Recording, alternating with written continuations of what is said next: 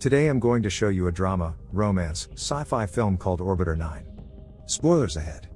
Watch out and take care.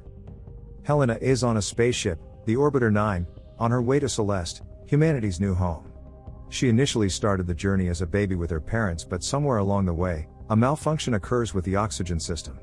With limited oxygen, Helena's parents decide to commit suicide, leaving her with enough oxygen to reach an outpost for repairs. Helena spends 3 years in solitude waiting for an engineer to fix her oxygen reserves. Engineer Álex arrives and stays to repair the oxygen system. Helena is immediately enamored, both by the presence of another human being, and the fact that the engineer is the opposite sex. Helena invites Álex to dinner and Álex accepts.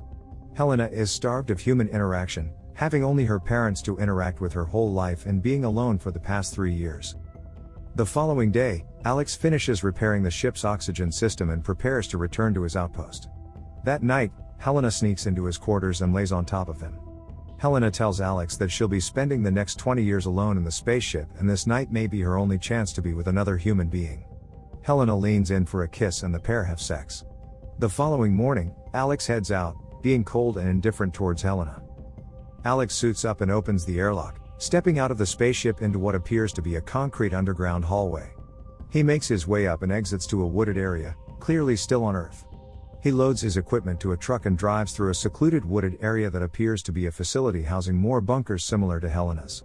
Álex drives through security and strict checkpoints, reaching a building where scientists monitor the inhabitants of the 10 bunkers where people like Helena are being kept in isolation. Head scientist Hugo informs Álex that the real launch for Celeste may happen in as close as 20 years. Álex expresses his concern about the passengers and the simulated flights and the ethical implications of their research. Hugo stresses that what they're doing will benefit billions and heavily outweighs the suffering of 10 people. Álex heads home and a news report reveals that Álex was the engineer responsible for a spacecraft that launched 5 years ago, carrying a crew of 207 headed for Celeste. The spacecraft fell into an accident and everyone on board perished. This event set back humanity's advancements to leave for Celeste, and Álex is clearly distressed by this fact. The following day, Álex heads to his therapist Sylvia.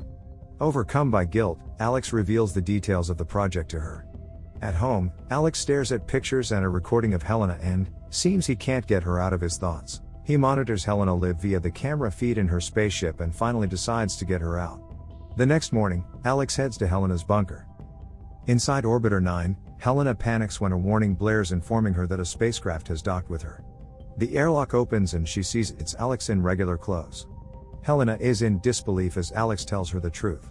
He asks her to go with him and leave, but she refuses until he shows her a camera monitoring her, as well as a microchip implanted in her that monitors her vital signs and bodily functions. Álex hacks into the ship and routes a video recording of Helena so nobody would notice her gone. The pair then head out. Helena steps out of the dark bunker for the first time and is completely dazed by the sunlight. She has trouble seeing and even walking, being new to the air and the environment. Álex tells Helena all about the experiment and stresses that nobody should know about her existence. Helena says she wants to see her parents, but Álex stresses that must never know she's made it out. The pair eventually reach Alex's apartment and Helena explores the apartment, discovering whatever knickknacks and gadgets and even experiences reign for the first time. The next day, Álex heads to Sylvia and informs her of what he's done. Concerned for his safety, Sylvia promises to help him out in case things get worse. That night, Helena and Álex head out to the city and Álex shows Helena his favorite spots. The couple shares a meal and Álex shows her new food and experiences she never got to have.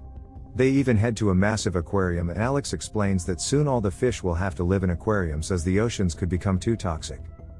Several days pass and Álex shows Helena his home office where he keeps tabs on everyone in all the orbiters.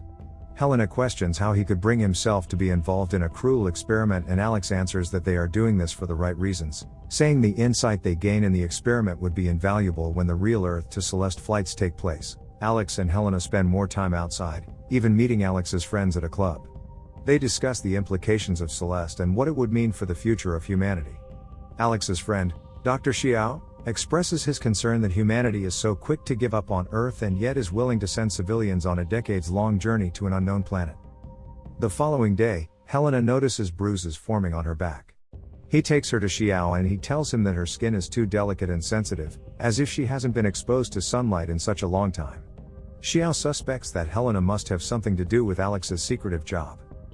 Helena rummages through Alex's office and discovers her file. She sees that she's not an offspring but is actually a clone. She finds her surrogate parents' address and goes to find them. Meanwhile, Álex heads back to their headquarters and attends a meeting where Hugo meets with their top investors and head scientists, and he stresses the importance of their project. He goes on to say they're the only city with a heavy focus of consideration for the future and how they're paving the way for mankind's survival. This project is humanity's chance for a new start. Álex arrives home to an empty apartment and sees Helena has discovered the truth about her genetics. Meanwhile, Helena finds her parents and confronts them. Her mother tells her that she is indeed a clone, but she's a clone of people from several generations back, making her genes extremely healthy. Her father comes and handcuffs her to the railing and decides they should contact the authorities and Hugo. Her mother comes to her rescue, knocking the father unconscious and setting her free. She escapes narrowly and meets up with Álex at his apartment. Helena cries, angry at Álex for keeping the secret from her. Álex gives a heartfelt apology and Helena forgives him. The two now have to go on the run, knowing that the authorities and Hugo are now probably after them.